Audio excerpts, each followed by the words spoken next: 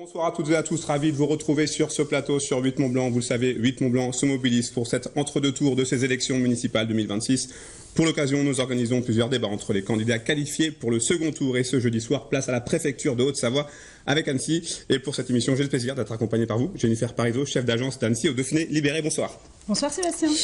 Messieurs Antoine Armand, Alexandre Mulatier-Gachet, bonsoir à tous les deux. Merci à vous d'être là avec nous.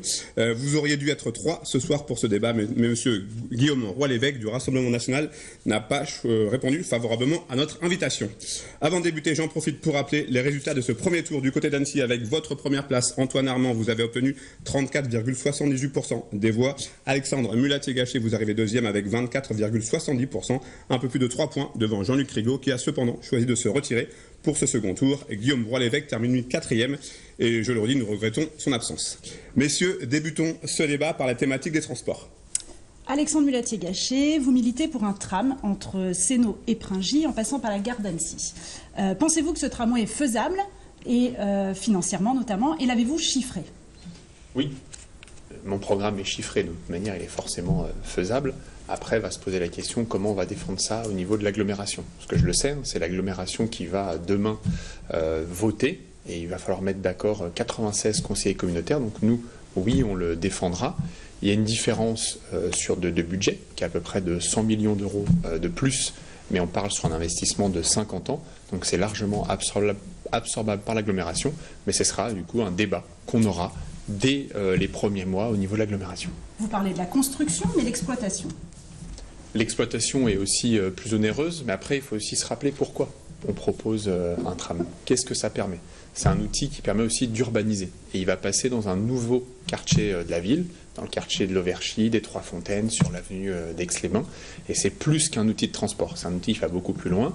C'est un outil aussi qui, en tout cas, permet aussi d'avoir moins de frottement et du coup, au niveau de l'environnement, d'être beaucoup plus fiable, de transporter beaucoup plus de monde et d'être beaucoup plus régulier. Donc oui, c'est plus important. L'agglomération avait annoncé une étude complémentaire de comparaison entre le BHNS, enfin le bus, et le tram. On n'a jamais vu les résultats, vous les connaissez ? Oui, je les connais, ils ont été présentés au bureau de l'agglomération l'année dernière et du coup ça reviendra au nouvel exécutif de l'agglomération de faire le choix. Ce sera présenté publiquement et aussi aux 96 conseillers communautaires et à ce moment-là ils feront un choix éclairé. Et pour vous ça conforte cette position? Oui, ça conforte. Si on résume tous les investissements à un coût, de manière générale on fait un peu rien, on prend le moins cher et le problème qu'on a sur la ville d'Annecy, si on fait juste des ajustements à la marge et qu'on n'a pas un outil d'avenir comme le bus à haut niveau de service, le tram, plus de moyens à la Cibra, la ville sera totalement congestionnée dans les années à venir. Est-ce que ça signifie une hausse du versement mobilité qui est payé par les entreprises? Ça, ce sera une discussion effectivement à avoir avec les conseillers communautaires jusqu'où ils veulent aller. Parce que cette hausse, si on fait une augmentation du versement mobilité qu'en face, il n'y a aucun moyen de transport, ça n'a aucun sens. Du coup, il faut forcément que ce soit couplé à l'avancement au fur et à mesure des travaux. Mais ce tram obligera quand même à une hausse du versement. Le bus est au niveau de service. Peu importe le choix qui sera fait, il y aura une hausse. Ceux qui disent qu'il n'y aura pas de hausse du versement mobilité, ils ne veulent pas de transport en commun et ils veulent donner des moyens supplémentaires à la Cibra, ce qu'on veut aussi, c'est très important. Mais si on veut passer un cap sur une ville de plus de 100 000 habitants et une agglo de 200 000 habitants, il faut forcément au moins un bus au niveau de service. Quelle est votre position, monsieur Armand? Je vais commencer par un point d'accord. Les transports en commun aujourd'hui dans le bassin annécien sont largement insuffisants et nous aurons besoin d'une infrastructure efficace, performante en termes de solidité, robustesse, ça veut dire la ponctualité, mais aussi en termes de fréquence et de desserte fine, parce que ça n'a échappé à personne. Annecy est une commune nouvelle, où de Balmont à Ferrières, en passant par Sur-les-Bois, on a parfois des communes, des quartiers très peu denses, où on a besoin de cette desserte. Mais il y a deux choses que je veux relever. La première, c'est que malheureusement, le versement mobilité a déjà été augmenté par l'agglomération sortante avec le soutien de la majorité sortante de la ville d'Annecy pour aucune nouvelle infrastructure. Aucune nouvelle infrastructure. Vous posez une question judicieuse, vous dites, faudra-t-il augmenter le versement mobilité pour une nouvelle infrastructure? Moi, je voudrais d'abord qu'on m'explique ce que le versement mobilité a permis de financer comme nouvelle infrastructure aujourd'hui. Deuxième point, vous avez fait état de la différence qui existe depuis 6 ans maintenant entre les différentes tendances de la majorité sortante sur la mobilité, tram ou bus à haut niveau de service.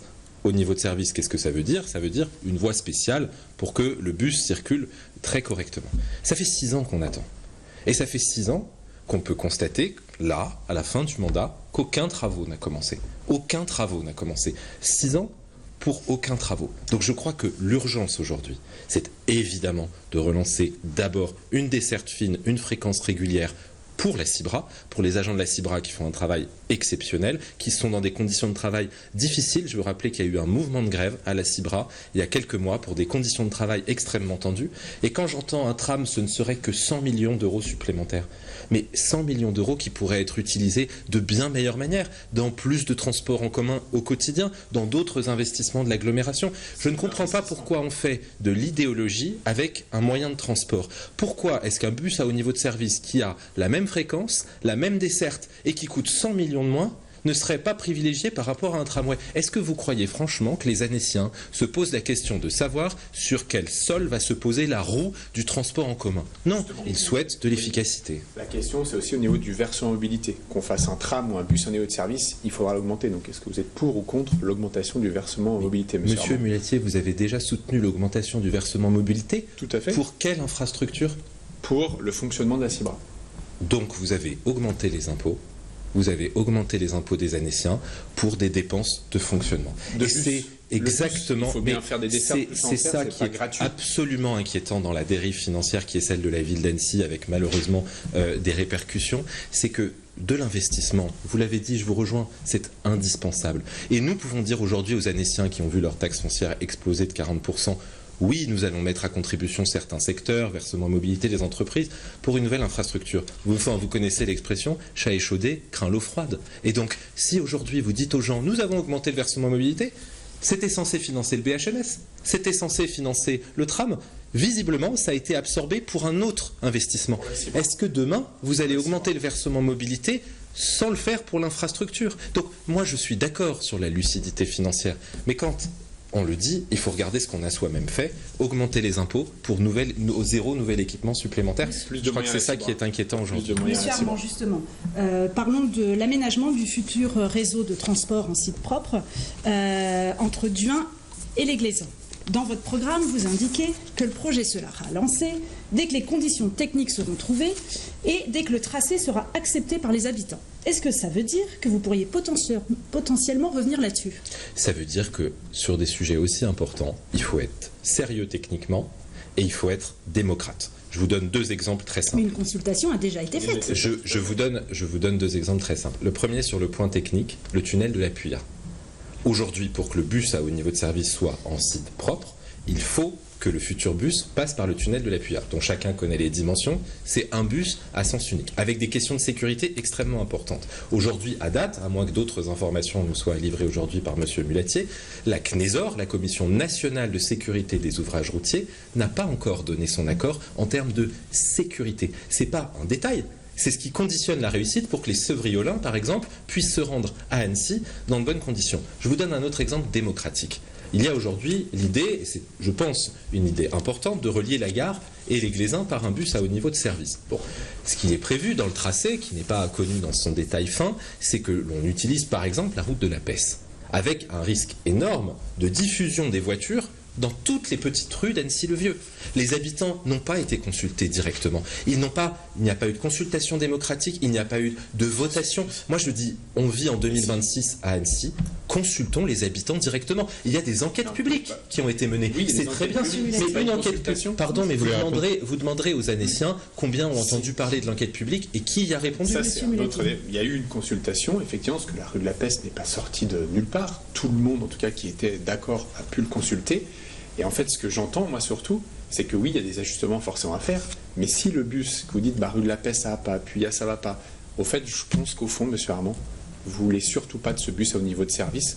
Et en fait, si on le remet à dans des bouchons, dans des feux rouges, personne ne le prendra. Donc je ne sais pas si vous avez écouté ce que je viens de dire, mais je viens de vous dire le contraire. C'est-à-dire que je viens de vous dire que j'étais favorable au bus à haut niveau de service. Mais qu'il y a peut-être trop de problèmes et que c'est impossible. Et oui, monsieur Mulatier, la réalité, ça compte. On ne peut pas dire on fera un tram, comme vous l'avez fait en 2020, pour se retrouver gros gens comme devant en 2026, avec toujours aucun tram, en disant on va peut-être le faire. Vous le saviez mieux que moi, c'est aujourd'hui important de dire la vérité technique aux Annéciens. Nous le ferons. Tout est prêt.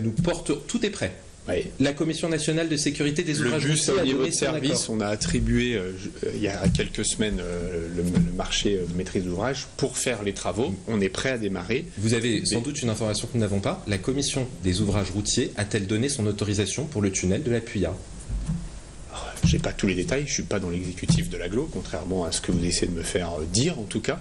Vous dites tout est prêt. C'était une condition Toute indispensable. l'étude est prête, toute l'étude est prête, il y a le cheminement, il y a tout, on est prêt à démarrer. La Commission Et moi, nationale des ouvrages routiers et tunneliers a-t-elle donné son accord? C'est un préalable indispensable à la réalisation Tout à des fait. travaux. Et du coup, la question c'est quoi, monsieur Armand? C'est est-ce que vous êtes d'accord ou pas avec ce bus au niveau de service? Si elle donne pas l'accord, qu'est-ce qu'on fait? Mais qu'est-ce qu'on fait si elle ne donne pas l'accord? Mais c'est la question que vous auriez dû vous poser depuis 6 ans, monsieur Mulatier, enfin. Mais- Pardon, vous siégez à l'agglomération et vous Bien venez sûr. me poser la question, mais nous on le fera.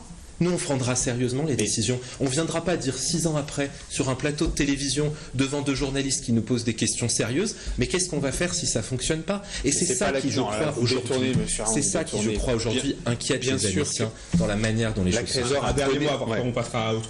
Elle a donné son accord et on est prêt à débuter. Elle a donné C'est son tout. accord. Bien sûr. Ah bah, vous l'indiquez ce soir aux Vénitiens qui seront ravis Mais d'avoir une information. l'important, supplémentaire. c'est quand c'est qu'on va démarrer les travaux, et ce sera en 2028. C'est ce qu'attendent Avec les vous, habitants. c'est toujours l'année prochaine. ouais. C'est des projets au long cours, vous le savez. Messieurs, on passe à une problématique qui intéresse de très nombreuses familles, à savoir la cantine scolaire. Antoine Armand, vous souhaitez réduire le prix des repas de cette cantine dans les écoles primaires pour les classes moyennes en simplifiant la grille tarifaire. Est-ce que ça passe forcément par une augmentation des tarifs minimums? Il y a un principe qui est bon. Il y a une revue qui a été faite du barème. Il y a un principe qui est bon, qui est commun à de très nombreuses cantines, restaurations scolaires en France. C'est de dire on paye en fonction de son revenu. Et c'est un acte de solidarité supplémentaire des familles de chaque école, les unes envers les autres. J'ai échangé avec beaucoup de familles qui sont très favorables à ce principe, qui nous disent oui, nous sommes d'accord pour que certains payent 3 euros, 3,50 € et que d'autres payent plus. C'est la solidarité anécienne, c'est l'équilibre au sein d'une école.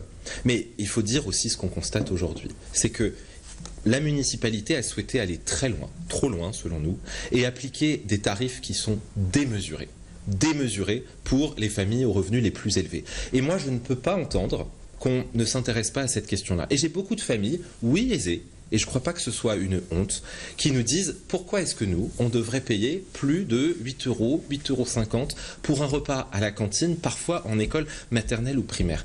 Oui, le service public, c'est important. Et le service public, ça ne veut pas dire qu'il y a des gens qui payent 3, 4, 5 fois plus pour le même service. C'est pas ça l'équité.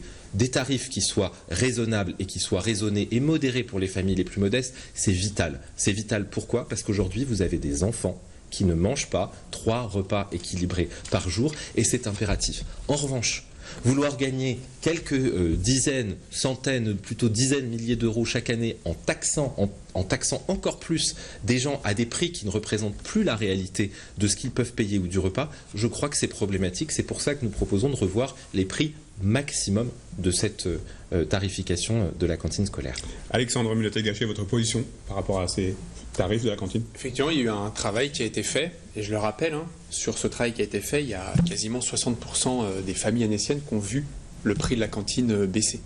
Après, le tarif, entre 1 euro, je le rappelle, on a mis en place la cantine à 1 euro pour des familles qui, justement, ont assez peu de moyens, et ça, c'était vraiment un axe fort, en tout cas, de notre programme.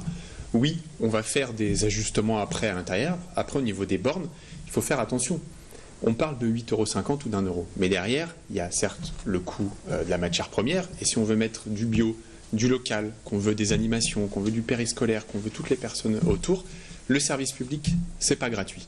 Et en fait, de vouloir tout baisser les prix, de baisser tout ce qui existe, à la fin, qu'est-ce qu'on fait? On baisse le service public. Et moi, c'est ce que j'entends de M. Armand, c'est que ce n'est pas quelques dizaines de milliers d'euros si on change ces bornes-là. Ce sera bien plus qu'il faudra aller chercher ailleurs. Et après, où est-ce qu'on ira chercher? Est-ce qu'on ira privatiser certains services publics? Ou est-ce qu'on ira augmenter les impôts ailleurs? Ça, je laisserai M. Armand répondre. Je pense que c'est très intéressant parce que M. Mulatier vient de dire le contraire de ce qu'il y a dans son programme. Il vient de dire, et pour une fois je suis d'accord avec vous, attention, la gratuité, ça n'existe pas dans le service Je public. n'ai pas parlé de gratuité. Si, vous venez de le faire. Gratuité, non. Si, vous pourrez vous réécouter. Et Non. vous avez indiqué dans votre programme que vous souhaitez les transports gratuits pour les enfants, que vous souhaitez Jusqu'à 10 ans. les goûters gratuits. Bref, avec vous, on ouvre les vannes Non. avant d'avoir compté. Mais si, C'est une caricature, mais non, c'est une caricature. chacun pourra consulter votre programme et vous pourrez nous le confirmer. Mais Vous venez monsieur Armand, d'indiquer la monsieur Armand, gratuité. ça Je veut pense dire qu'il faut que- être raisonnable. Il faut être raisonnable. Il faut entendre la colère et le sentiment d'injustice de certaines familles qui payent 8 fois et demi plus le prix d'un repas que d'autres. Pardon, mais est-ce que vous croyez que c'est légitime, équitable, quand les revenus ne sont pas 8 fois et demi supérieurs, de payer 8 fois et demi plus cher? Est-ce que ça taux passera d'effort par une augmentation des tarifs minimums? Mais non. Vous allez tout baisser, Mais c'est non. infinançable. Mais non, mais c'est pas infinançable, monsieur Mulatier. Et trouvez-vous les économies les dépenses de fonctionnement ont explosé de 20% depuis la fusion. Vous êtes bien placé pour le savoir. Vous aussi, êtes vous êtes bien l'adjoint placé. en charge des finances. Aujourd'hui, la C'est un ville d'Annecy raccourci. a des dépenses de fonctionnement qui sont encore en augmentation et d'ici 2029, les dépenses de fonctionnement devraient exploser plus de 30 millions d'euros en 2029 par rapport à Est-ce que maintenant. vous savez pourquoi? Là, on parle, Est-ce que vous savez pourquoi? de quelques dizaines de milliers d'euros. Je suis désolé, je considère que l'équité sociale, c'est dans les deux sens. Oui, on garde un tarif minimum pour que les familles les plus précaires puissent avoir des enfants qui se nourrissent correctement, c'est vital, c'est humaniste, mais non, on n'en profite pas pour saquer, pour punir et pour taxer toujours davantage. Attendez, juste, je réponds Allez-y, sur vous avez la des hausse, retards, donc vous avez un petit peu de temps. sur la hausse du fonctionnement. Je pense que c'est important de rappeler ces dérives, ces chiffres. La grande majorité de ces hausses du fonctionnement sont dues au gouvernement national. C'est dû au prélèvement qu'a fait l'État depuis 2020 qu'il y a eu cette commune nouvelle. Il y a eu la hausse au niveau des salaires, au niveau des agents avec la caisse de retraite, qui a été un autre débat. Il y a eu les prélèvements que l'État a fait. Il y a eu les baisses de dotation de l'État qui a été faites. Et tout ça, en fait, Monsieur Armand, c'est le gouvernement auquel vous avez appartenu, auquel vous défendez. Et en fait, il ne faut pas non plus, il faut être sérieux dans les chiffres, de balancer des 30 millions, des 20 millions. En fait, il faut aussi savoir ce qu'il y a derrière. Il faut aussi savoir pourquoi il y a eu ces hausses-là. Et la très grande majorité, on l'a vu sur les dépenses de personnel tout le mandat, c'est dû à votre gouvernement, Monsieur Armand. Monsieur Mulatier, Bien sûr que vous êtes si. membre de la majorité de Monsieur Astor Bien depuis sûr. 6 ans. J'ai Oui. été ministre des Finances 80 Vous avez jours. été J'ai député été ministre des de la... Finances 80 jours. Alors, Et moi, je ne suis pas aux finances depuis 6 ans. Je veux C'est bien faux. que la majorité C'est faux. sortante n'arrive plus à se rendre compte de ses Non, propres mais si, erreurs. Monsieur Armand, on va Mais je vais soyez vous donner un précis. seul exemple. Nous Soyez avons perdu précis. presque Rapidement, on 10 va avancer. millions. Nous avons perdu presque 10 millions d'euros de coûts sur l'hôtel de ville à cause de l'incurie de la gestion Non, de ce On y chantier. reviendra. Voilà ce que Messieurs, c'est aujourd'hui perdre de l'argent. C'est faux. Messieurs, on y On y revient. reviendra. Place au logement, c'est un sujet qui concerne beaucoup d'Annéciens. On connaît la complexité pour se loger à Annecy. Pour améliorer l'offre de logement, êtes-vous plutôt partisan d'une augmentation des permis de construire délivrés pour créer de nouveaux immeubles ou d'une surélévation de l'existant? Moi, je suis partisan, et c'est ce qu'on a mis dans notre plan d'aménagement qu'on a voté en fin d'année, c'est de construire que dans certains secteurs et effectivement d'aller un peu plus haut que d'habitude. Il faut arrêter de consommer toutes les terres agricoles, ce qu'on a fait pendant très longtemps, de casser 2 maisons, faire un immeuble, 2 maisons, un immeuble. Les Annéciens et les Annéciennes n'en peuvent plus. Et à la fin, qu'est-ce qu'on a fait? On a congestionné des routes, on a congestionné des secteurs qui n'étaient pas du tout faits pour accueillir ce flux. Donc à un moment donné, il faut juste construire dans 3 secteurs. C'est ce qu'on a prévu. Et construire plus de logements, c'est pas utile. Il faut surtout construire pour qui? Et c'est ça.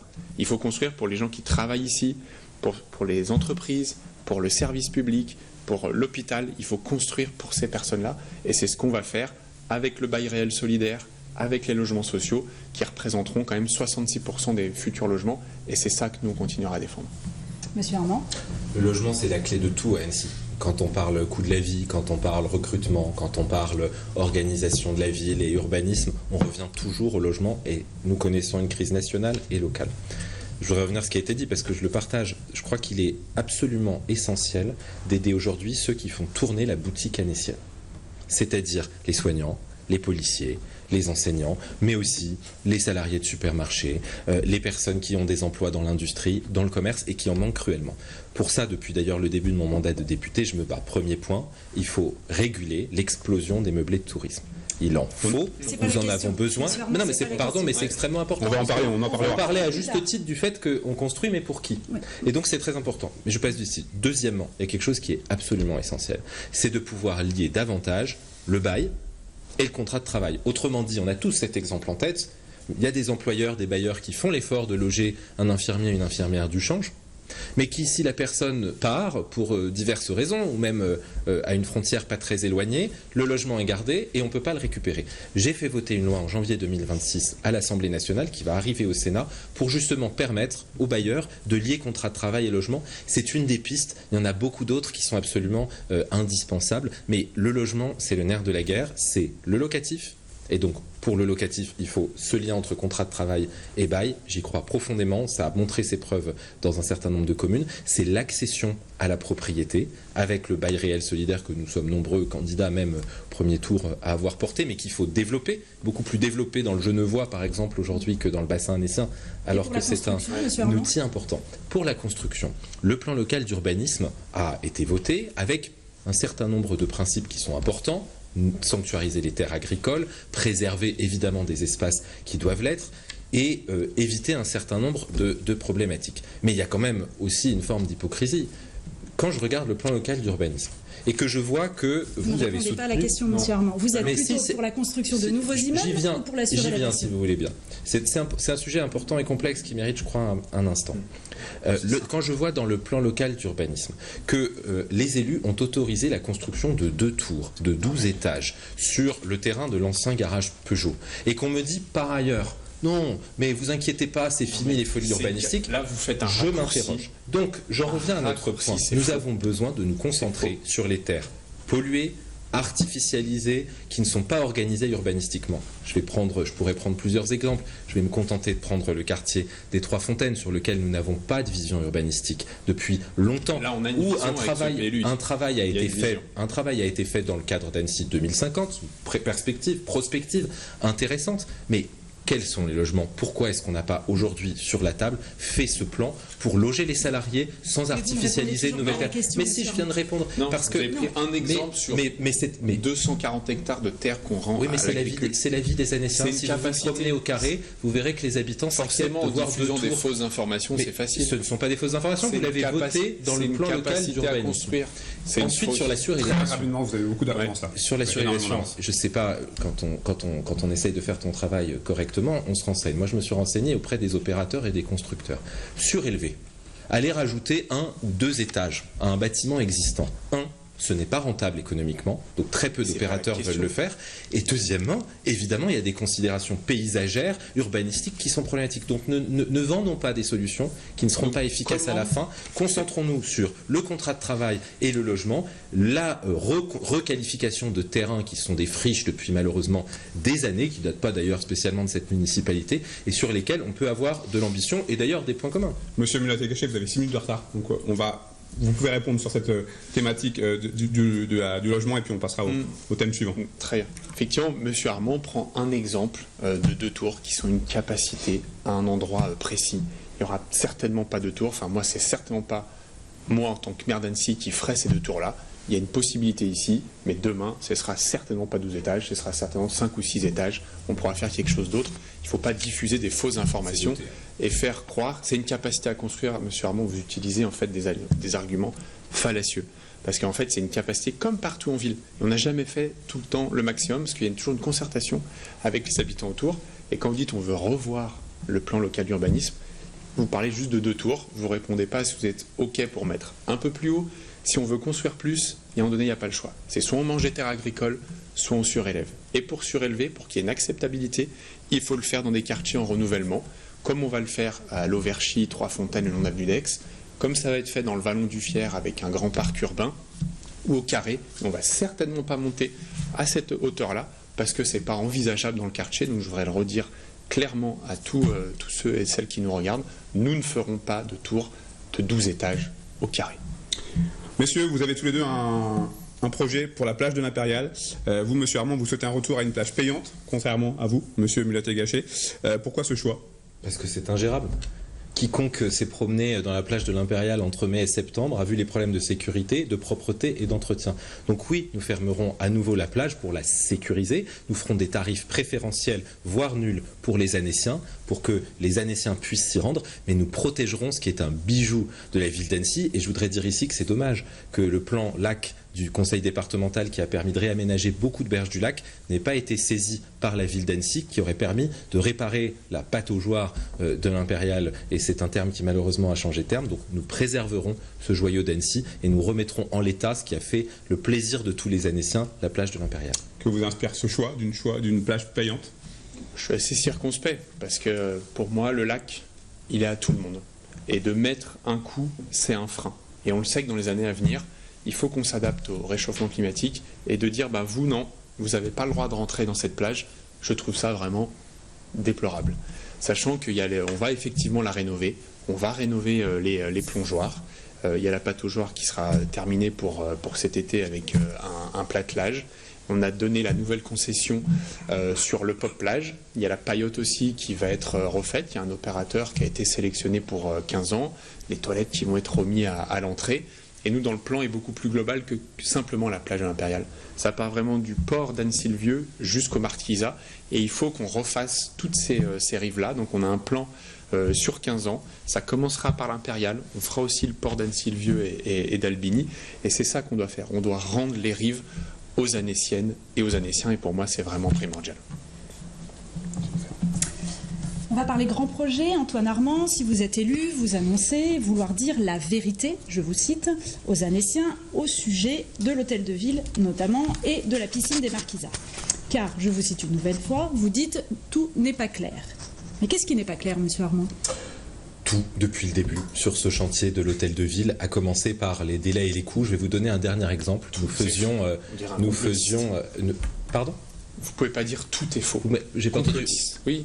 En fait, vous diffusez des fausses informations. Vous m'avez traité de complotiste, monsieur Mulatier. Oui, on a tout le temps. Les informations, je les ai données, je pense, des dizaines de fois en conseil. Monsieur Mulatier, je comprends que la situation vous rende un peu fébrile, mais je vous recommande de faire attention à votre langage. Vous diffusez des fausses informations. Un certain respect pour ma personne, comme j'ai du respect pour la vôtre.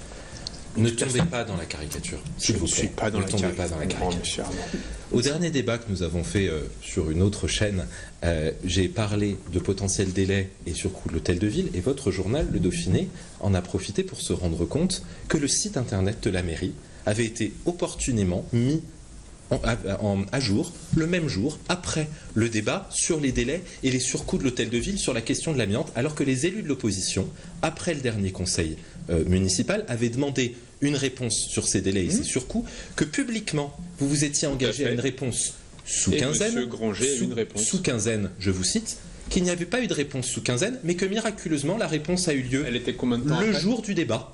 Le jour du débat, malheureusement, nous sommes obligés aujourd'hui, et heureusement que les journalistes font leur travail, nous sommes obligés aujourd'hui d'avoir une pression publique pour avoir des informations élémentaires sur ce chantier qui va dépasser les 35 millions d'euros, alors que l'enveloppe initiale était de 22 millions d'euros. 6 ans à passer devant une friche de l'hôtel de ville qui fait honte à tous les Annéciens. Monsieur Mulatier-Gachet, y a-t-il des éléments que vous dissimulez ? Non. En fait, moi, ce qui m'embête, c'est toutes ces fausses informations qui sont diffusées. À quel moment l'hôtel de ville coûte 22,5 ? Non, l'hôtel de ville, elle n'a jamais coûté 22,5 millions. C'est le remboursement de l'assurance. Il ne faut pas non plus dire des fausses informations, monsieur Armand. C'est là où je suis assez déçu de tout ce que vous diffusez en faisant croire qu'on cache des informations, en faisant croire qu'on ment. On a toujours dit la vérité. C'est simplement des fois, il y a des personnes qui disent « Non mais ça, on ne le sait pas, on doit mentir ». Moi, je ne suis pas technicien. Moi, je suis élu et je suis là pour rendre compte aux Annéciens et aux Annéciennes.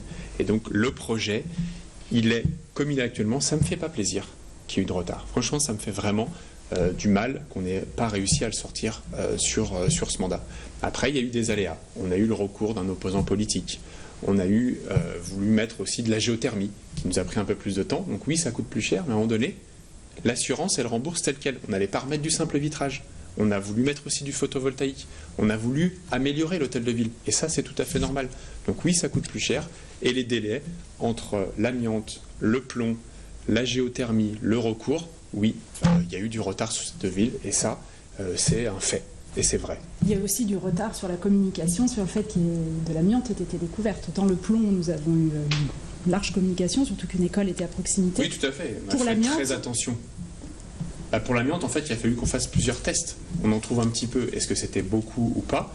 Et à la fin, on a trouvé dans plusieurs poches. Et à partir du moment où on a trouvé dans plusieurs poches et que c'était avéré, les techniciens nous ont dit c'est bon, nous pouvons communiquer. Monsieur Mulatier-Gachet, l'un de vos projets est de recoudre la ville Tout à fait. en enterrant une partie de la voie ferrée qui longe l'avenue de Brogny. L'ambition étant de recréer des rues, un espace, une coulée verte piétonne, une piste cyclable. Est-ce que c'est réalisable? Et est-ce que pour ce projet, vous avez déjà démarché la SNCF, qui sera forcément partie prenante? Forcément. Oui, c'est réalisable. Oui. On en a déjà parlé à la SNCF l'année dernière pour savoir ce qu'on allait faire exactement. Et je pense qu'il faut cette vision d'avenir. On ne peut pas juste se contenter de regarder ce qui se passe pour la semaine prochaine. Il faut qu'on projette l'avenir dans c'est quoi Annecy demain, en 2040, en 2050. Bien sûr, il faut résoudre les problèmes du quotidien. Et ça, je m'y engage, c'est ce que j'ai toujours dit. Je serai un maire hyper proche, hyper proximité, toujours sur le terrain. Mais il faut aussi pouvoir se projeter. Et ça, clairement, quand on en parle sur le marché, quand on en parle dans la rue, il y a vraiment un très bon retour. Et il ne faudra pas que la SNCF, il faudra le département, il faudra la région, il faudra l'agglomération. Mais cette voie ferrée a toujours séparé deux quartiers. Et clairement, oui, c'est une vision d'avenir, mais ça va prendre du temps. Monsieur Rigaud avait eu un projet qui ressemblait et justement en démarchant la SNCF, il s'était aperçu que le surcoût allait être énorme. Est-ce que vous avez chiffré ça? Pour le moment, non. Ça n'a pas été chiffré, ce sera des discussions avec la SNCF et à ce moment-là, on prendra la décision de jusqu'où on veut aller sur cet enterrement.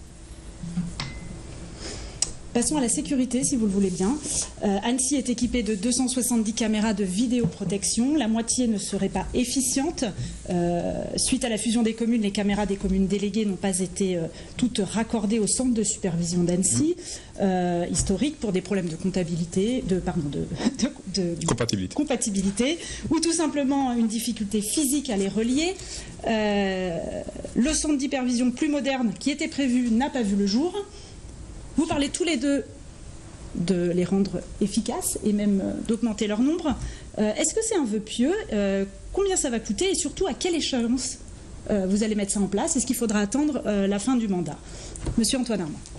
C'est effectivement un sujet qui préoccupe tous les Annéciens. Hier encore, une dame passait à mon local de campagne, elle habite place des Cordeliers, une bande de jeunes a défoncé sa porte. Elle a appelé la police qui s'est rendue sur place, mais la caméra qui donne sur la place des Cordeliers est cassée. Donc c'est un problème urgentissime. Je ne comprends pas, je vais vous le dire très simplement, que depuis des années, après un changement d'adjoint à la sécurité, ce problème n'ait pas été réglé. Ça peut prendre du temps, c'est-à-dire quelques mois, mais il n'est pas entendable pour mon équipe que ça prenne plus que quelques mois et que ce délai soit d'années. Ça me paraît extrêmement problématique. Non, c'est un problème de priorité politique. C'est un problème de budget et c'est un problème de priorité politique, évidemment. Et c'est pour cela que j'ai présenté dans mon programme chiffré une réallocation de certaines dépenses de fonctionnement pour qu'on puisse en augmenter d'autres. Je ne suis pas en train de vous dire, on fera une voie ferrée à 200 millions d'euros, on ne l'a pas encore chiffré, mais on verra plus tard. Je suis en train de vous dire que c'est les deux. Monsieur Mulatier, c'est à la fois de l'investissement et du fonctionnement, et je pense que vous le savez puisque vous êtes adjoint aux finances. Donc c'est de l'investissement et du fonctionnement, et c'est très important. Nous remettrons en route les caméras d'ici la fin de l'année pour les plus urgentes, d'ici l'année prochaine, fin de l'année 2026. De l'année 2026. Tout est prêt. C'est dommage que ça ne soit pas fait. Alors c'est formidable, depuis le début de ce débat, j'ai vraiment l'impression que tout a été fait à Annecy et qu'il y a juste 135 000 personnes qui s'en sont pas rendues compte. Franchement, sur le sujet de la sécurité et des caméras de vidéosurveillance, je pense qu'un peu de modestie ne serait pas de trop. Donc, 230 caméras qui sont à remettre en vigueur. Nous, on a un plan pour en faire 400 d'ici la fin du mandat, parce que c'est impératif dans une ville qui est soumise à des phénomènes nationaux, à du trafic de drogue, à de l'errance, à de la mendicité agressive. Mais ça ne peut pas se résumer à des caméras de vidéoprotection.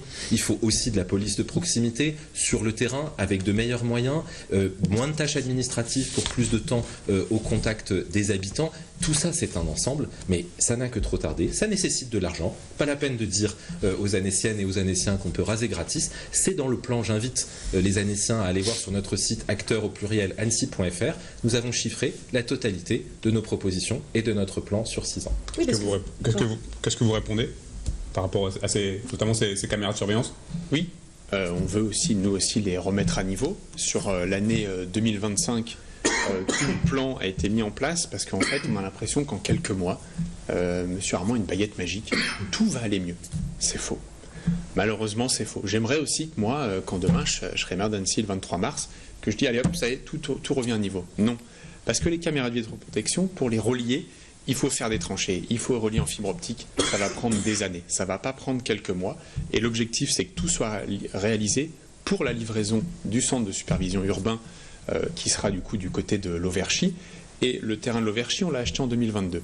Le projet du fameux CSU, lancé en 2023, le temps de faire qu'est-ce qu'on met dedans, quelles études, est-ce qu'on met aussi peut-être d'autres, par exemple la CIBRA pour relier certaines choses, l'informatique. Il faut aussi avoir une vision plus globale. Et donc oui, pour nous c'est une priorité. Et dès l'année 2029, tout sera en place, tout sera livré et ça prendra plus que quelques mois. Personne n'a de baguette magique, il ne faut pas non plus mentir aux gens. Monsieur Armand, vous en parliez tout à l'heure, vous ambitionnez d'équiper fortement la police municipale, presque de la manière de la police nationale. Tout ça va coûter quand même beaucoup d'argent. Hein. Vous parlez de air-scref-pneus, de lunettes de contrôle de la vitesse, d'appareils de lutte contre le bruit, la saisie de véhicules lors des rodéos avec destruction des engins utilisés. Vous avez vraiment chiffré tout ça? Parce que vous parlez aussi d'une bonne gestion de ville, ça coûte très très cher. Oui, et je vous invite, y compris vous, chère madame, à aller sur le site des acteurs d'Annecy, acteursannecy.fr, où nous avons la totalité du programme chiffré, y compris pour les dépenses de fonctionnement supplémentaires, même si là, il y a aussi des dépenses d'équipement. Mais quels sont du coup les postes sur lesquels vous allez devoir renier? Mais je vous invite à nouveau à regarder sur notre site l'ensemble. Je vais vous donner plusieurs exemples qui, je pense, seront parlants pour l'ensemble des Annéciens. Nous avons plus d'agents aujourd'hui qu'avant la fusion. Nous avons 2 directions des sports, avec 2 directeurs des sports. Dans une ville de 135 000 habitants, nous avions jusqu'en décembre, partie des choses qui ont été faites très tardivement, mais qui ont été faites, 2 directions de la sécurité. Les doublons dans la ville d'Annecy, dans l'administration de la ville d'Annecy, au sein des services, dans les responsables, dans les coordonnateurs. Vous êtes en train de recruter des directeurs adjoints dans des services où les agents de terrain n'ont pas les moyens de travailler. Qu'est-ce qui se passe? Qu'est-ce qui se passe? On est aujourd'hui dans une situation où l'administration annécienne est de plus en plus nombreuse, avec de moins en moins de moyens sur le terrain, où vous avez des agents dans la propreté, dans la sécurité, dans le scolaire, dans le périscolaire, qui n'ont plus les moyens d'agir, parce qu'on n'a pas fait le travail d'efficacité et de fusion des communes. C'est un travail difficile, c'est un travail sur le long terme, mais la vérité oblige à dire qu'on n'est pas au rendez-vous aujourd'hui. Mais je reviens à votre question parce qu'elle est vitale, parce que vous avez parlé des rodéos urbains. Les rodéos urbains, ça pourrit la vie des habitants, que ce soit à la Mandalase, à Annecy-le-Vieux, à Métais. Pourquoi? Parce qu'il n'y a pas de traçage des véhicules, il n'y a pas de radar sonore quand on attrape, quand on pour attraper un véhicule qui a été débridé et tuné, parce qu'il n'y a pas de saisie du véhicule à la suite, et que donc ce sont toujours les mêmes qui embêtent toujours les mêmes. Et quelques individus qui embêtent beaucoup d'Annéciens. Ça, c'est de la fermeté, ça, c'est de la volonté politique, et c'est du quotidien. C'est du quotidien, et c'est ce dont les Annéciens ont aujourd'hui le plus besoin. Comme souvent, M. Armand n'a pas du tout répondu à la question. On ne sait pas combien ça va coûter. Ça restera un mystère. Il faut aller sur un site où j'y suis allé. J'ai jamais vu le coût de tout ça. Je vous aiderai, je vous montrerai. Ouais, vous me montrerez parce que j'ai pas réussi à trouver. Ouais. Les HERS, c'est la police nationale, c'est pas la police municipale. Les lunettes, on les a déjà. Il ne faut pas non plus dire des choses fausses. Et quand j'entends il y a des doublons, ainsi de suite, moi j'entends une seule chose, monsieur Armand. C'est la destruction du service public. Vous allez encore non, mais bien sûr, quand vous dites vos fake news allègrement, maintenant c'est moi qui fais quelques-unes. Vous pourrez rectifier, parce que là, quand j'entends il y a des doublons, il y a 2 directions des sports. Vous trouvez ça normal? Non. Alors pourquoi vous ne l'avez pas changé? Parce que c'est un travail long terme. On n'est pas dans une entreprise. On n'est pas dans une entreprise, 6 ans monsieur pour Armand. avoir 2 directions qui en deviennent une? Vous croyez que ça va faire combien d'économies, monsieur Armand? Parce que là, vous donnez un exemple. Il n'y a aucun autre exemple que vous avez donné. C'est bien ça qui m'inquiète. C'est que vous ne connaissez pas cette ville. Vous ne connaissez pas l'administration. C'est du temps. C'est du temps. Non, je ne pense pas être agressif. Il y a une chose qui est sûre, c'est que je ne suis pas quelqu'un d'agressif. C'est que ces réductions que vous proposez, à la fin, c'est moins de services publics. Et pour les rodéos urbains, radar de bruit, on a voulu le mettre sur le mandat. C'est en expérimentation en France, on ne l'a pas eu. Vous, ce que vous proposez dans votre programme, c'est un numéro vert. Tiens, on est un numéro vert. Ça, c'est vraiment typique qu'on n'a vraiment rien à proposer. Et nous, ce qu'on propose, c'est plutôt des aménagements pour que ça n'ait plus lieu. Parce qu'en fait, les rodéos urbains, si on bloque un parking, ils iront ailleurs. Donc il faut qu'on aménage Et ça la ville. embêtera d'autres Annéciens. Non, parce qu'on va aménager tous les différents parkings. Tous. Parce que quand on appelle ce numéro vert, une fois que le radar de la personne a fait son rodéo, elle s'en va. Donc il faut de l'aménagement des différents parkings, des différentes lignes droites pour qu'il n'y ait plus ça. Et c'est vrai que ça pollue la vie des Annéciens. Et si on peut mettre des radars de bruit, moi je le ferai avec grand plaisir. Il faut simplement que l'État nous autorise à le faire. La transition est trouvée avec notre prochaine thématique. On reste dans le domaine des véhicules avec un sujet qui a suscité beaucoup de crispation ces dernières années, à savoir le plan de circulation. Vous annoncez vouloir faire des retouches justement par rapport à ce plan. Le débat s'est notamment cristallisé dans la poche du lac en centre-ville. Est-ce que vous imaginez tous les deux un retour des voitures dans ce quartier? Moi, non. Moi, c'est clair, il n'y aura pas de retour des voitures dans le quartier du lac.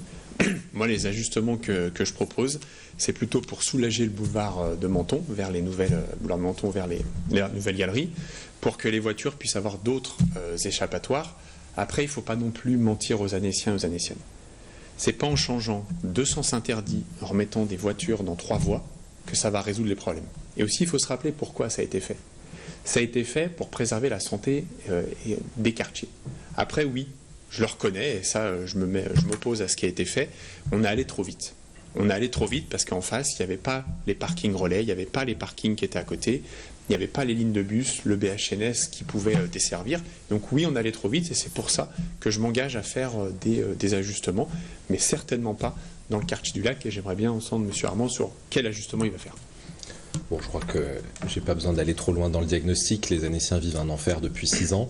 Et malheureusement, visiblement, changer quelques sens interdits, oui, peut désorganiser une ville, mettre des commerçants en détresse. Et j'espère quand même que l'ensemble de votre équipe se rendra compte des dégâts pour les artisans commerçants qui sont faits pour la ville et que certains sauront reconnaître leurs erreurs. Je crois qu'il faut aujourd'hui dire la vérité. Le quartier du lac, par exemple, il n'est pas fermé aux voitures.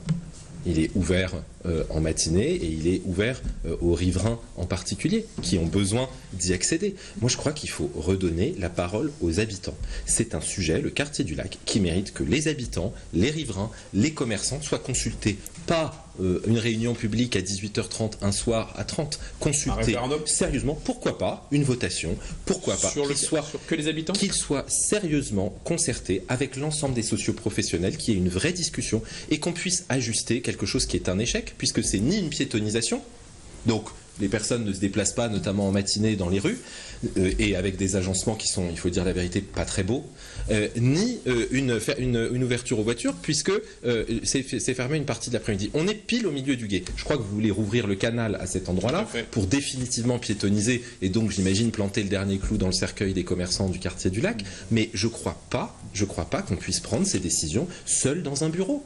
Je crois qu'il faut que les commerçants qui se plaignent de ne pas avoir été concertés et que les habitants qui n'ont pas été directement consultés le soient. Moi, je ne crois pas qu'on puisse avoir peur de la démocratie directe. Et je vais vous dire, si les Annéciens, lors d'une des votations annuelles que j'organiserai, disent le contraire de ce que je souhaite, mais je les écouterai. J'entendrai que je me suis peut-être trompé, que c'est peut-être pas ce qu'il fallait faire. C'est pas grave de se tromper. Ce qui est grave, c'est de persévérer, monsieur Mulatier. Ce qui est grave, c'est de refuser d'entendre le ras-le-bol de tous les Annéciens sur le plan de circulation. On reprendra le plan de circulation méthodiquement. On étudiera la question du quartier du lac par une vraie concertation. On changera, pour ne donner qu'un seul exemple qui irrite tout le monde, le dispositif absurde de la rue Louis Revon, où on a l'impression qu'on a voulu mettre tous les panneaux du code de la route au même endroit, avec des chantiers interminables, des risques accidentogènes et une impossibilité d'entrer et sortir des parkings. C'est très problématique, nous reviendrons dessus. Autre chose à ajouter par rapport à ce plan de circulation? Non, moi c'est ce que j'ai dit. On a l'impression que je suis le maire sortant. Des fois, quand je parle. Vous êtes premier adjoint de M. Astor. Depuis 2023. On a l'impression, comme vous me dites que vous avez été pas vraiment dans la majorité présidentielle. Donc sur cette partie spécifique, oui, on fera des ajustements, parce que je le reconnais. L'équipe François Astorg avec son adjointe à la mobilité est allée trop loin. Et on fera les ajustements. Il faut reconnaître ses erreurs, et je les reconnais. Et oui, on fera ces ajustements, mais non dans le quartier du lac. Et vous verrez, si vous faites cette votation, cette consultation avec tout le monde, qu'il y a peu de chances que le quartier du lac réouvre. Autre point sensible, le stationnement. Antoine Armand, vous promettez 30 minutes de stationnement gratuite. Aujourd'hui, les 30 premières minutes comptent 50 centimes en zone orange et verte et 1,50 € en zone rouge. Concrètement, que signifie pour vous des tarifs de stationnement raisonnables? Concrètement, aujourd'hui, vous allez dans le centre-ville d'Annecy, vous pouvez rester que 2 heures, ça vous coûte 6 € et après c'est 50 €. Donc, Les personnes qui veulent déjeuner ne viennent plus. Tous les commerçants, tous les restaurateurs le signalent. Je veux une réponse très simple. Ce sera parmi mes premières délibérations.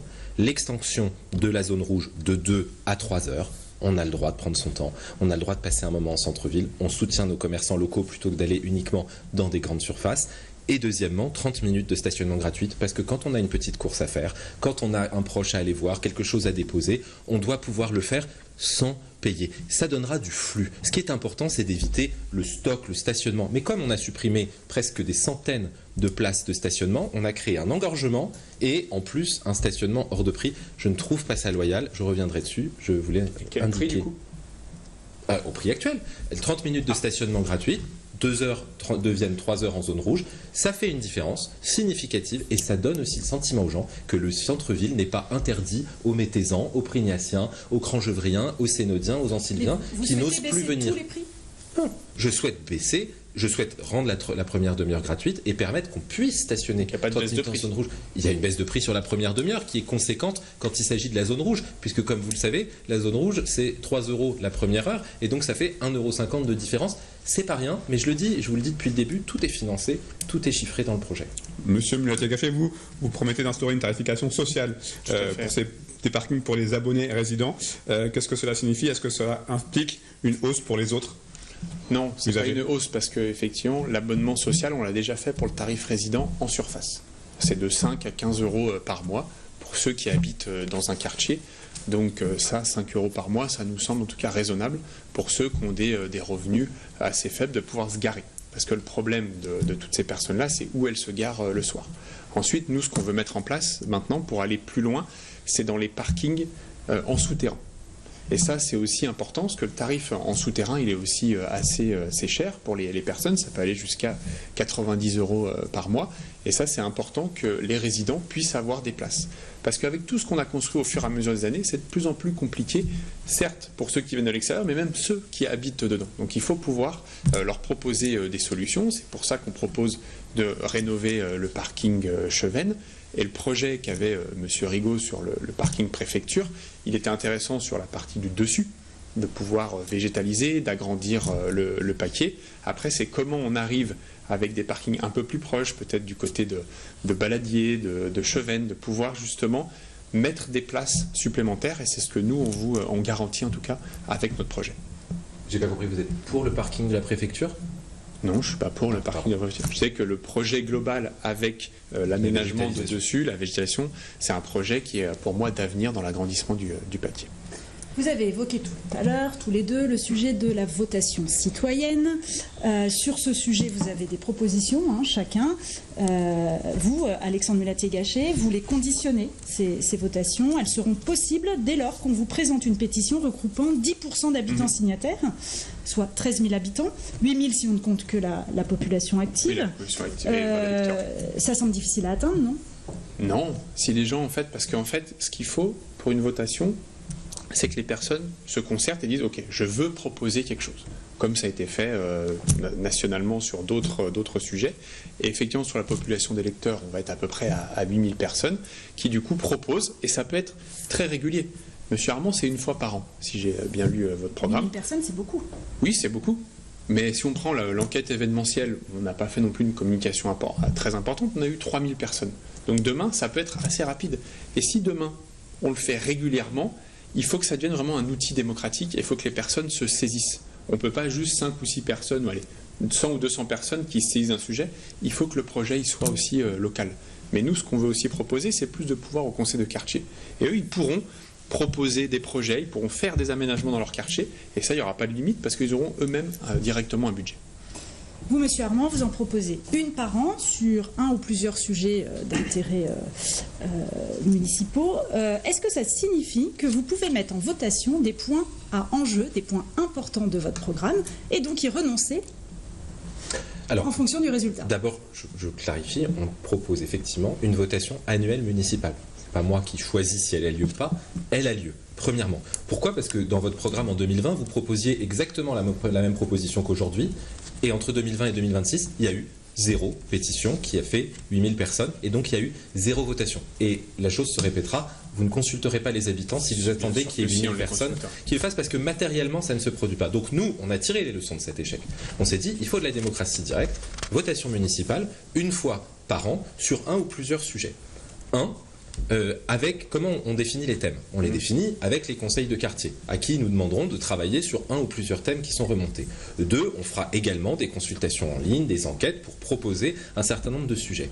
3, des nouveaux projets qui ne seraient pas dans le programme, qui nécessitent un arbitrage, tel ou tel projet urbain, tel ou tel transport en commun. 4, je le disais tout à l'heure, il faut écouter les gens. Si, dans les premières semaines, certains de nos grands projets, je crois qu'ils suscitent de l'adhésion aujourd'hui, mais si certains suscitaient une opposition très forte, que dans nos réunions de concertation que nous ferons, moi je tiendrai une réunion tous les 3 mois dans chaque quartier annécien pour être au plus près des habitants. S'il y a une contestation qui monte, s'il y a un désaccord, si comme sur le quartier du lac ou comme sur d'autres projets comme le tram irréaliste, les habitants ne se sentent pas à l'aise, oui, nous leur poserons la question, bien sûr. Il faut avoir un programme, il faut l'appliquer, mais il ne faut pas être sourd, il ne faut pas être obtus, il faut savoir l'entendre. Et aujourd'hui, dans le monde dans lequel on vit, avoir une élection tous les 6 ans, et puis entre-temps, on s'en lave les mains, ce n'est plus possible. Il faut des soupapes, il faut de la démocratie, il ne faut pas avoir peur de perdre un vote. Donc là, parce que ce qui compte, c'est de garder la conscience. Je m'y engage, un an Même à y après... renoncer. Pardon ? Même à renoncer à certains points. S'il y a une contestation forte qui nécessite un avis, un avis, il sera mis à la consultation. Bah, vous, c'est pas du tout de contestation, c'est pas du tout de vote. Bien sûr que c'est si, pas des plus simple. consultations. Ce sera mis au vote.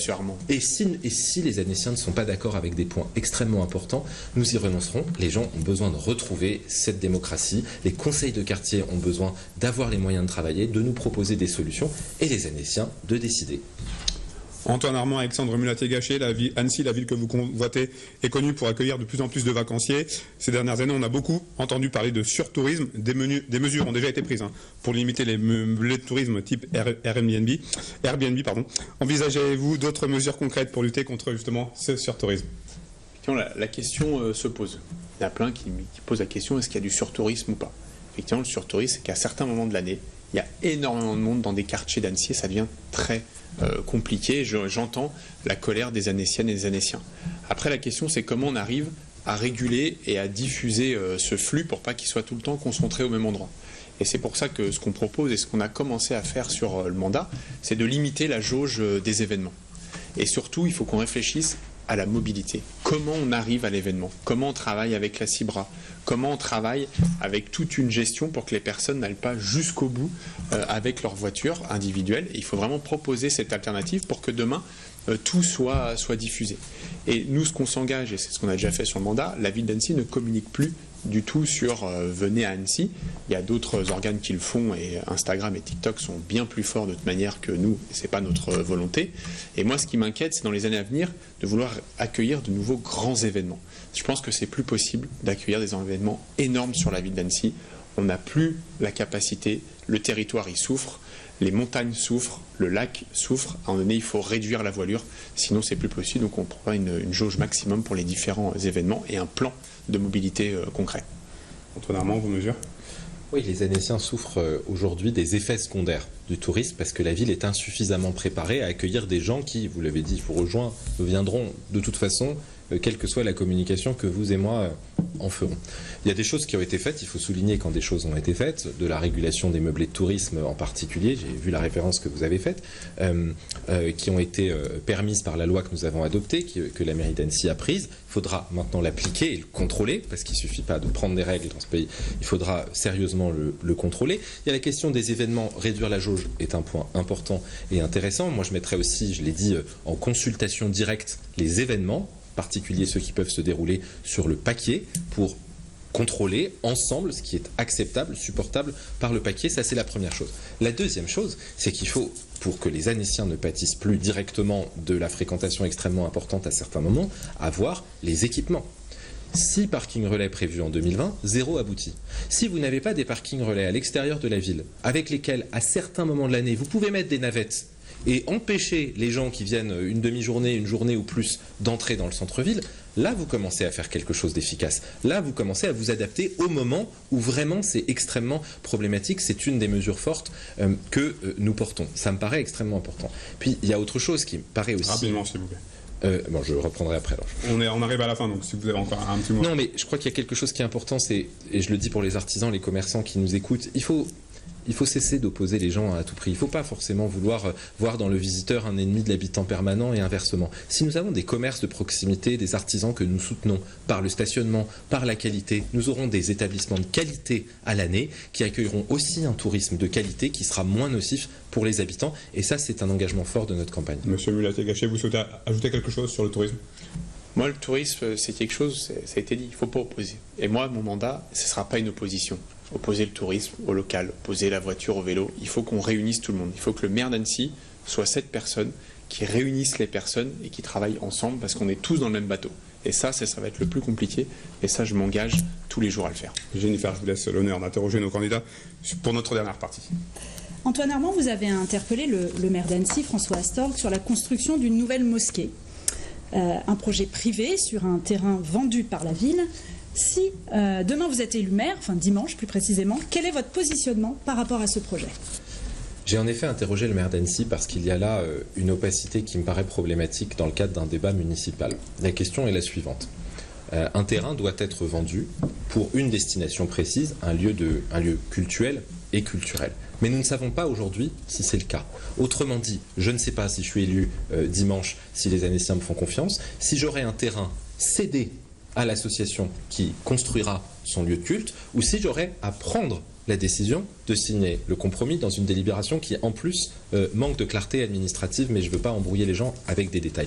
Moi, je suis favorable à la laïcité. Et la laïcité, c'est chacun peut exercer librement son culte dans des conditions matérielles, décentes, correctes. Donc vous ne vous opposez pas à un permis de construire ? Le principe est bon. Mais comme dans tout projet urbanistique, et je vais vous dire, ça n'a rien à voir avec le fait que ce soit une mosquée comme certains voudraient le faire croire. Ça n'a rien à voir avec ce sujet comme tout projet urbanistique. Le stationnement, les transports en commun, la desserte, les conséquences paysagères, l'importance pour les habitants, c'est pas des détails. Sur des sujets aussi délicats, n'opposons pas les habitants. Essayons de travailler sérieusement, mais je ne peux pas vous en dire plus parce que le maire d'Annecy a refusé de me donner toute information sur ce projet. Monsieur Mulatier-Gachet, concernant ce projet de mosquée. Comme d'habitude, M. Armand n'a pas répondu à la question. Je rappelle que cette délibération, elle a été avant validée en préfecture sur l'écriture pour justement qu'on respecte le principe de laïcité, qu'il n'y ait pas d'opacité. Il y a eu un débat en conseil municipal. Ça a été présenté dans les différents conseils de quartier qui vont effectivement être autour. Et la délibération le disait, on vend le terrain, il y a les domaines qui sont l'État, qui a estimé le coût, tout est transparent, il y a des citoyens qui nous ont saisis, on leur a communiqué les informations, tout a été fait en transparence, il ne faut pas essayer de mettre l'opprobre en disant attention, la municipalité une fois de plus cache des choses, moi j'en ai marre de ça, parce qu'on a toujours été transparent sur la mosquée. Donc, est-ce que le terrain a été vendu ? Il y a un compromis de vente, ils sont passés chez le notaire, oui. Ah bah vous voyez, c'est vaut le coup d'organiser des débats, on apprend des informations que les Annéciens n'avaient pas jusqu'à ce jour. C'est assez incroyable, mais bon. Je ne vais pas revenir sur à chaque fois vos fausses informations que vous diffusez, c'est un peu une méthode depuis. Non, l'association a communiqué dessus, on a fait une délibération pour vendre le terrain. Donc une fois qu'on prend une délibération pour vendre le terrain, comme 99 autres % des projets, jamais personne ne pose une question. Et là, comme par hasard, sur la mosquée, on a plein de questions. Et ça, moi, d'avoir ces suspicions, ça, c'est quelque chose qui m'énerve et qui abîme le débat démocratique. Donc oui, le terrain a été vendu avec un compromis. Maintenant, il faut faire le permis de construire. Messieurs, cette émission spéciale touche à sa fin. Il vous reste le mot de la fin. Monsieur Mulatier-Gachet, vous avez remporté le tirage au sort. Vous avez énormément de retard en termes de temps de parole. Vous avez donc du temps. Vous pouvez vous adresser directement, si vous le souhaitez, à vos électeurs et vos électrices. J'ai combien de minutes ? 8. 8 ? On a 8 minutes d'écart. Je vais peut-être pas parler 8 minutes, non ? Allez-y. Ce dimanche, vous allez, chers Annéciennes, Annéciens, avoir un choix fort à faire. Vous avez 3 choix qui vous seront proposés. Vous aurez une liste d'extrême droite qui n'a pas de projet pour la ville d'Annecy. Vous aurez aussi la liste de mon adversaire qui vient d'arriver sur Annecy et qui n'a pas de vision d'avenir, mais simplement une liste à la Prévert d'options. Nous, ce qu'on propose, c'est une vision d'avenir pour la ville. Et là, je voudrais vraiment parler avec mon cœur. Cette ville, je l'aime plus que tout. Et j'appelle toutes les personnes qui, malheureusement, n'ont pas pu avoir leur candidat au prochain tour, à se tourner vers nous. À se tourner vers nous, parce qu'on est la seule équipe à proposer une vision d'avenir à la ville. La seule équipe avec qui est vraiment humaniste, qui est vraiment progressiste et qui aime profondément sa ville. Une équipe qui ne veut pas détruire le service public, mais au contraire qui veut le protéger, qui vraiment est extrêmement important au niveau de la ville d'Annecy. Le service public, c'est ce qui fait la richesse de notre ville et on continuera à le défendre. La ville qu'on propose demain, c'est une ville qui est protectrice. C'est une ville qui protège, qui est là pour les plus fragiles, qui est là pour réduire les inégalités. C'est une ville aussi qui est abordable, où on peut se loger facilement, où on peut acheter un appartement de manière extrêmement facile avec des coûts réduits. C'est une ville où on peut se développer, on peut se déplacer sans difficulté. On peut prendre le vélo, on peut prendre la voiture, on peut aussi marcher à pied, prendre les transports en commun, et c'est ça qu'on défend. Je serai un maire qui oppose personne et qui fixe le cap et qui embarque tout le monde dans ce cap. Et aussi, c'est une ville qui est ambitieuse. Parce que la ville d'Annecy, on est fiers. Les Annéciennes et les Annéciens, ils sont fiers. Et il faut continuer à porter haut les valeurs de la ville, qui sont des valeurs historiques depuis très longtemps dans cette ville, qui est vraiment l'ADN de la ville, qui est cette ville humaniste, progressiste, qu'on doit continuer à défendre.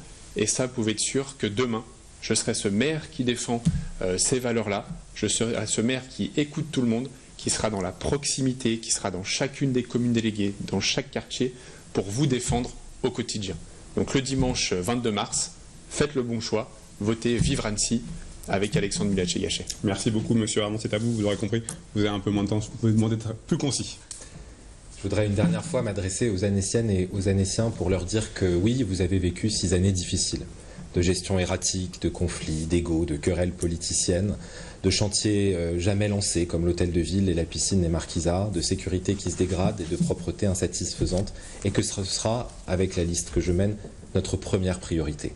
Redonner à Annecy son cadre de vie, terminer les chantiers, avoir une gestion sérieuse, retrouver ensemble la confiance dans notre quotidien, mais aussi la confiance dans l'avenir que nous allons préparer ensemble, répondre à la crise du logement, avoir une attention pour chacun à Annecy. Pour l'isolement des seniors, nous agirons. Pour la précarité des plus jeunes, nous agirons. Pour les crèches et les écoles qui manquent aujourd'hui de moyens, nous agirons. Ensemble, nous préparons une ville où on se déplace sereinement et où on cesse d'opposer automobilistes, vélos et évidemment transport en commun. Nous agirons ensemble avec l'énergie qui est la mienne, avec l'énergie qui est celle de mon équipe. Nous comptons sur vous dimanche 22 mars. Merci beaucoup, messieurs, tous les deux, d'avoir joué le jeu de cette confrontation sur ce plateau. Merci infiniment également à vous, Jennifer Parizeau du Dauphiné Libéré, pour votre expertise, et merci à toute l'équipe de 8 Mont-Blanc. Surtout un immense merci à vous, nos fidèles téléspectateurs, fidèles à nos programmes. Prochain rendez-vous avec ces élections municipales avec Emmanuel Jaude et David Magna du Dauphiné Libéré pour le débat de Chambéry. Et n'oubliez pas dimanche soir la soirée du deuxième tour. À très bientôt sur 8 Mont-Blanc. Au revoir.